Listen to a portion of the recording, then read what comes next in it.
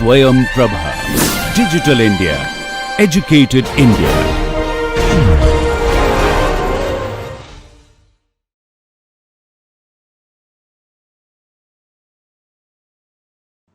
Actually, last class we have gone ahead after this mean precipitation, but I have given you a problem to solve. Right? I said mean precipitation over an area is nothing but spatial lumping of the available rainfall data. If in a river basin or a small watershed, rainfall data of 5 stations are available, let us assume. Then if somebody asks what is the average rainfall this year, then you cannot say that the average rainfall in station 1 is X, station 2 is A, by station C is Z, like that. Instead, you have to do a spatial average. Take the average, but it is not just a data alone. The occurrence of this each and every data depends upon various other parameters like basin parameters, meteorological parameters, right? Altitude, latitude. So then there are different ways on expressing this mean average. Out of several methods, these three methods are commonly used in hydrological study. The first one is, as I think we have seen, arithmetic mean. That means if I have 10 stations, take the average, add all the rainfall station divided by n number of stations. This is the first and foremost method. But this method doesn't consider the variation of rainfall from one station to another station. So in that way, we have another method which considers a linear relationship between one station to another station.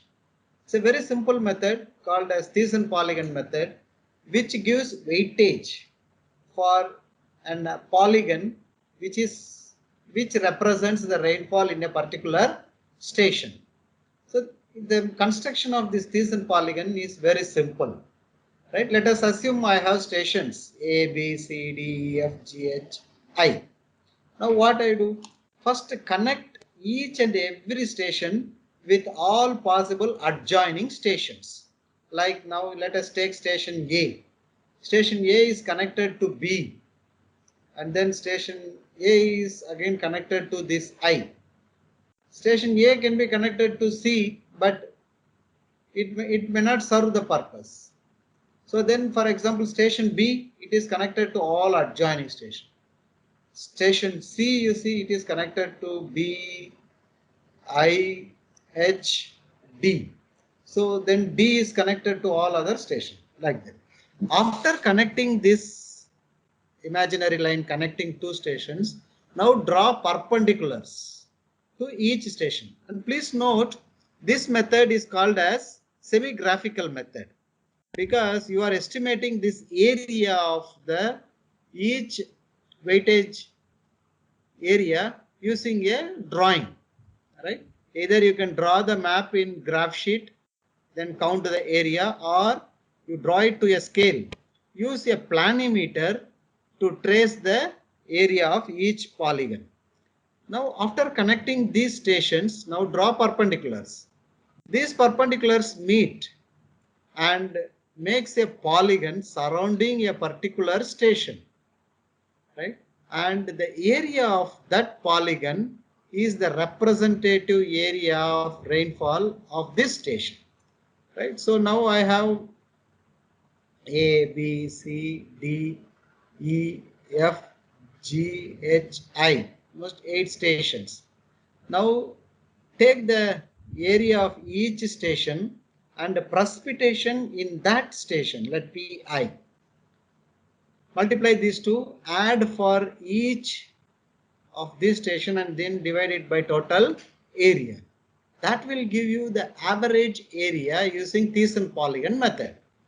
This is somewhat a better method than arithmetic mean, but it assumes a linear relationship between one station to another station, because it exactly divides the station distance into two equal parts. To overcome this, we have one more method, right? And this is what that 9 stations, and the Cartesian polygon area. This is already a fraction, that is area divided by total area. Rainfall, multiply these two, add. That will give you a average rainfall, average spatial rainfall. Let us take for better, hypothetical. There are 4 stations A, B, C and D. This is what I have given. Now, first what we have to do? First connect the station A, B, C and D. See this I have given. I think you might have worked out, but still I am repeating for those who are unable. So 4 rain gauge stations are located in a catchment area approximated by a circle of radius 100 kilometers square. So then diameter is 200 kilometers.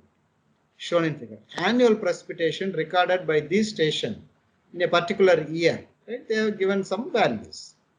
Draw the Cartesian polygon and calculate the average annual precipitation on the catchment.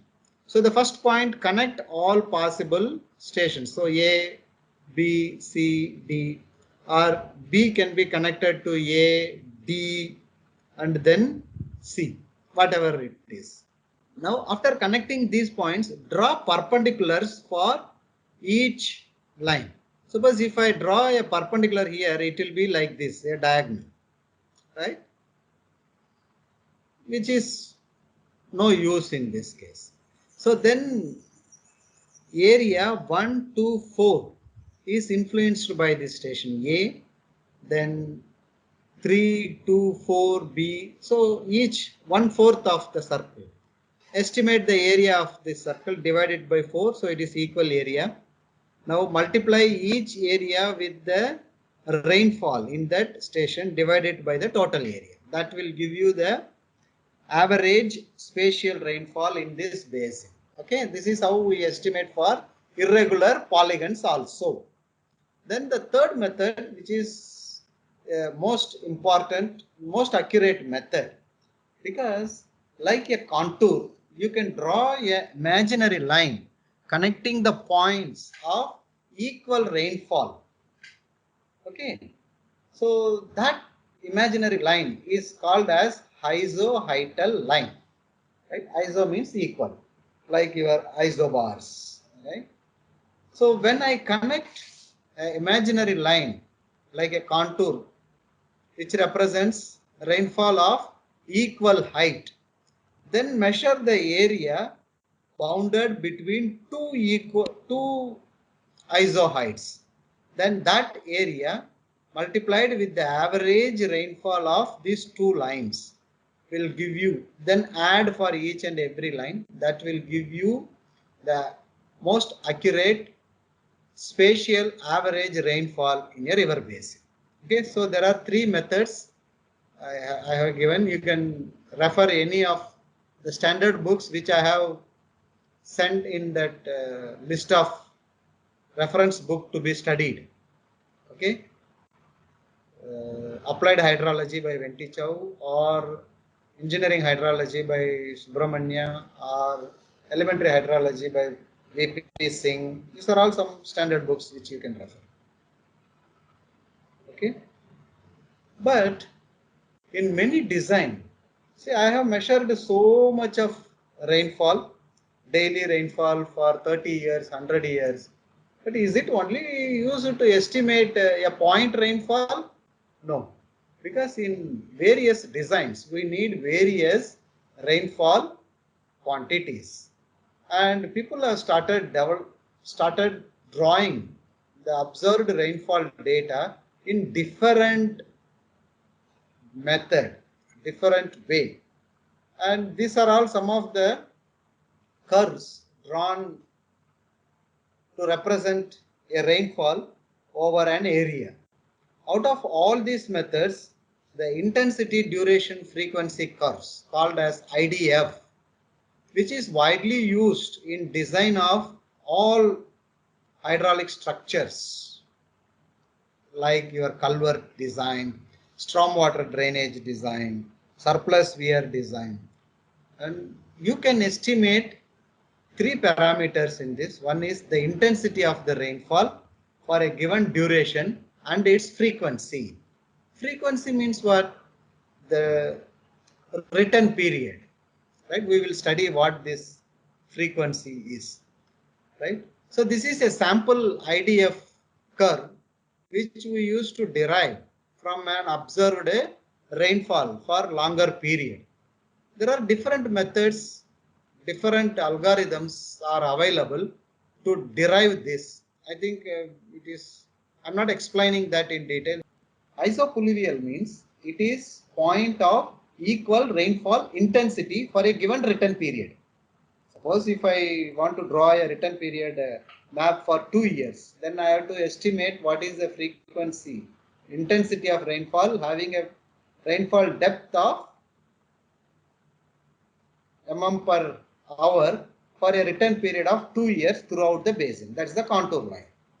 That is called isopluvial map. From that isopluvial map, you need to estimate. Like that, you can draw for various return periods, then estimate. In general, if IDF curve is available, then the intensity of the rainfall can be estimated using these empirical equations also. Right. So I think I will stop these drawings here. Then we will study in depth about this frequency, because sometimes this frequency is much used than this IDF curves. What is this frequency? I think in mathematics you all know what is the frequency. Frequency is nothing but the recurrence, right? Or the probability of analysis which happens, or the probability of an event occurring again and again. That is called its frequency. And it is very much useful in rainfall, because rainfall is a phenomena which happens every year. And here frequency means I am estimating the frequency of a given particular depth of rainfall happening for a particular duration. Right? That is what we call it as frequency of point rainfall. So the rainfall at a place is a random hydrologic process. People also later say that it is also a stochastic process. Right? So the random rainfall arranged in chronological order constitutes a time series that we are seeing. So the frequency is the probability of occurrence of a particular rainfall in that series. It is not necessarily an extreme series. I can find out what is the frequency of each and every rainfall I have observed. The purpose of this frequency analysis is to obtain a relationship between the magnitude and its probability of exceedance. This is the new word. So far you have heard about the probability of occurrence of an event, like dice, tossing a dice, tossing a coin, throwing a dice. They are all probability of event, probability of an event. Here in rainfall, we always study the probability of exceedance. What is mean by exceedance? That means it is the probability of having a rainfall of a particular magnitude and above. So this and above means the probability of exceedance. Right? We will see how to estimate this frequency of probability of frequency of rainfall. The inverse of this frequency is called as return period in hydrology.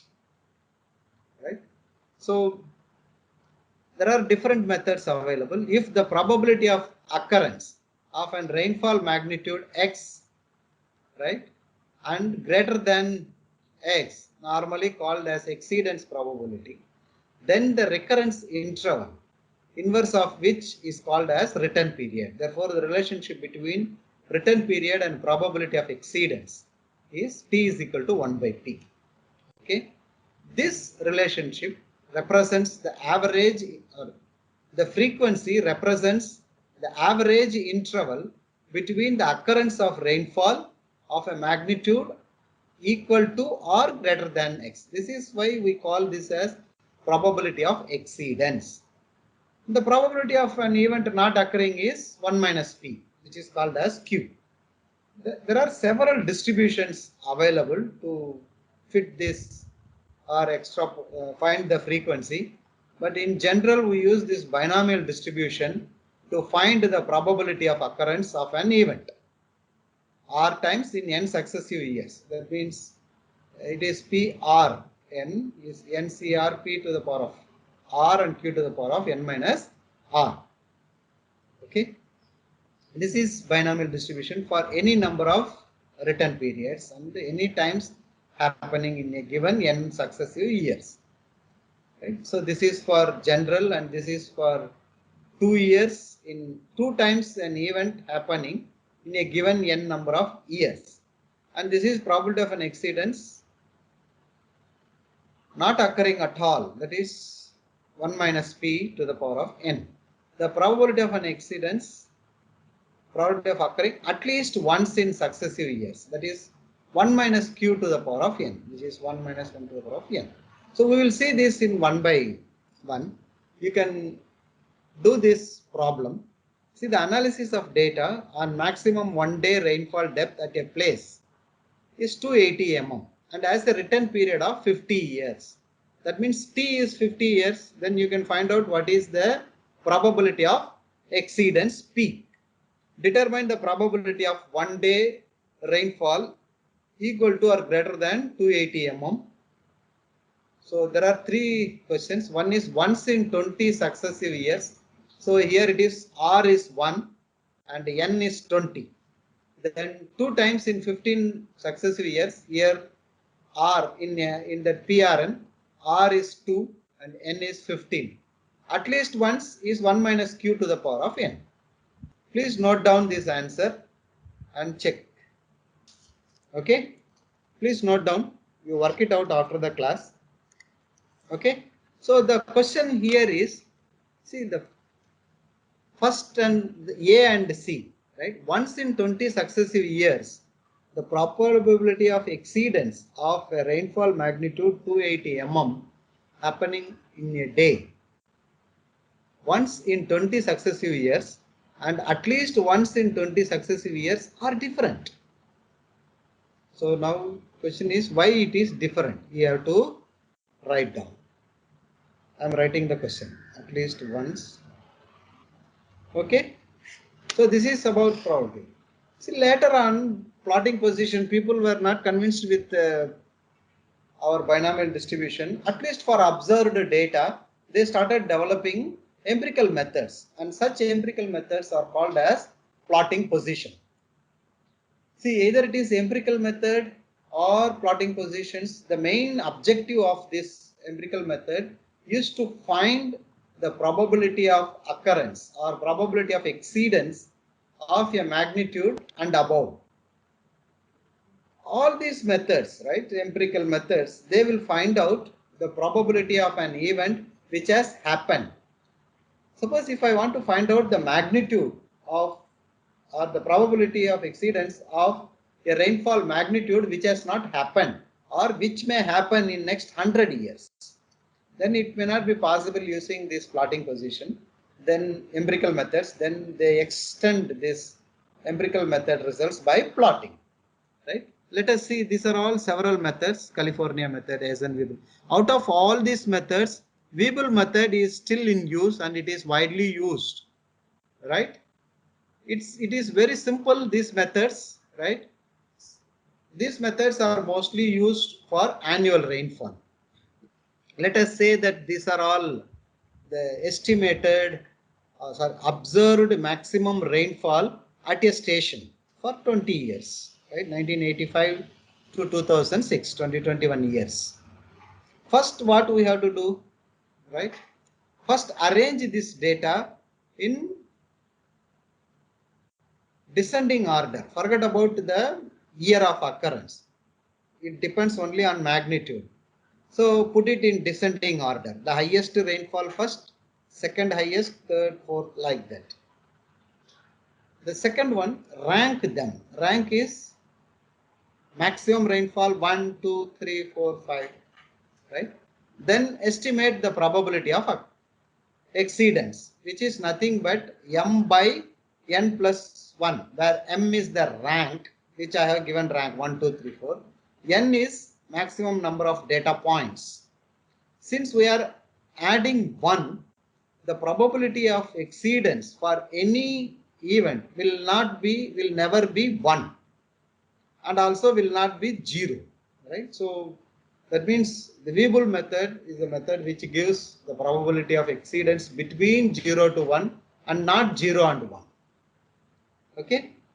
So this is the problem for a station, the recorded annual 24-hour, that means a daily rainfall. Estimate the 24-hour rainfall with written period of 13 and 50 years.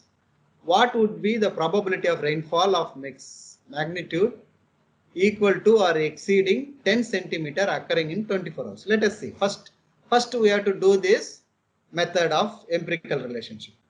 Now I have done for all these 5 methods, right? 6 methods, California, Eisen, Weibull, but let me explain only the Weibull method. So what we did, first arrange this rainfall in descending order. You can forget about this year. So the highest rainfall, then lowest. And there may be some rainfall magnitude which are equal, but still you have to give the rank. So this is called rank, number 1, 2, 3. See, rank is nothing but how many times the rainfall of this much has happened. For example, I have given a rank 1 for 16 centimeter rainfall. How many times 16 centimeter rainfall has happened? It is only once. But for 14.3, I have given a rank 2. That means the magnitude of 14.3 has occurred 2 times. Where is that? One is in 14.3. The second one is in the 16 centimeter also. The rainfall has moved over 14.3. That is why we call that as probability of exceedance. For example, rainfall of 12. How many times 12 centimeter rainfall has happened? 5 times. Because in 16 also 12 is there, 14 also 12 is there, 13 also 12 is there. So that is why this rank represents the number of times the event has happened. Then take Weibull method. So there are 22 years. So 1 divided by 22 plus 1, that is 1 by 23. That is the probability of exceedance for 16 centimeter rainfall. Then 2 by 23 is the probability of exceedance for rainfall of 14.3 and above. Suppose if there is a equal magnitude 8.5, still you have the rank, but you consider the lower rainfall, lower probability of exceedance, that is 14 divided by 23. Okay, so like that you can check for all the methods. Where does this helps? Now I have to plot the probability of exceedance and rainfall magnitude in graphical form, right? Please note, this is not a normal graph. The x-axis is in logarithmic scale. That means you will never have a probability of 0. Okay, the magnitude of rainfall. Now I have plotted Weibull method. Except the first point, all other, this is written periods. Oh, sorry. Now this is probability of exceedance. The inverse of this probability of exceedance is called as written period. For example, let us look only the Weibull method, right? I have estimated 1, the probability is 0.043, and the inverse is 1 by 23, 23 by 1, 23. The last one is 1. Okay, now I have to plot a graph between this written period and magnitude of rainfall, right? The written period is in x-axis and magnitude of rainfall in y-axis, logarithmic scale. Now, except the first written period, all other written periods lie in a straight line. Now you draw a or extrapolate this probability plot, and that is what we call it as plotting position. The purpose of this plotting position is, for example, in Weibull method, I have estimated only rainfall up to 23 years, right? 22, this is 30, so 23 years. Suppose if I want a written period, right, or the magnitude of rainfall having a written period of 50 years. In this table, I cannot estimate it because then I need minimum 50 years of measured rainfall, which is not possible. But this plotting position will help me. Just extrapolate it for 50 years written period, find out what is the rainfall depth. If I want for 100 years, extrapolate this, find for 100 years what is the rainfall depth. Please note the relationship is not linear. Okay, the relationship between written period and the rainfall is not linear, even though the curve looks linear, because we have drawn this in a semi-logarithmic sheet. Okay, now you can find out all these questions. What is the written period? For example, written period of 13 years and 50 years. Right? For 13 years, this is 10. For 13 years, the rainfall is almost 17.2 centimeters, and for 50 years, this is rainfall of 18.5 centimeters. So like that, you can find out the magnitude of the rainfall for any written period once we do this plotting position. Why different methods, right? I need to explain this. Why not use only Weibull method?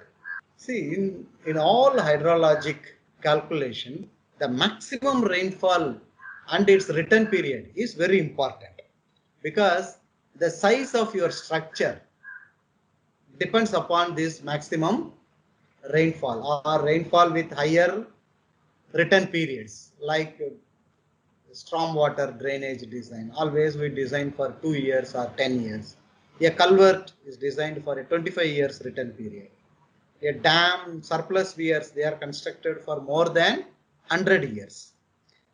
In this case, I have 6 or 7 empirical methods. You see, for 16 centimeter, California method says it is 22 years is the written period, because it is 1 by, that is m by n. Whereas Eisen-Williams says 44. It's almost double than the previous method. Weibull method, it considers rank divided by n plus 1. So I have only a written period of 23. Chekdev method, it is 32. Bloom, almost 40. And Gringerton, 35. Because of the way in which these empirical relationships are arrived. That is why people always consider Weibull method as one of the best method. And for all other magnitudes, especially when the magnitude is smaller and smaller, all the methods give same written periods, right? For example, let us consider for a magnitude of 8 centimeter, the probability of exceedance estimated, or the written period estimated by California is 1.2 years. Eisen is 1.3, Weibull is 1.3. All the methods estimates 1.3. That means even for slightly more also, the difference is very small, but except the first high magnitude. That is why we should be very careful in selecting the empirical methods. For example, you can plot. I have plotted only Weibull method. You plot other methods also. For example, if I plot California method, it is also 22, right? 20, 22, it will be very nearer here. But if I plot Eisen method, it is 44, right? 40 almost here. The written period is 44 for a magnitude of just 16 centimeters. So the point will lie here. So the curve will be like this. That means my Eisen-Williams method, initially it may be very good, but for higher and higher rainfall, it sometimes underestimates. That is why we use Weibull method as the best method, right? So this is the purpose of frequency analysis. For example, if I want to design a stormwater drainage design, then I have to find out how much is the intensity of rainfall for a written period of 2 years. Then I must have a IDF curve, right? Once I have the IDF curve, which is estimated using your probability distributions. Okay, that is the purpose of frequency rainfall.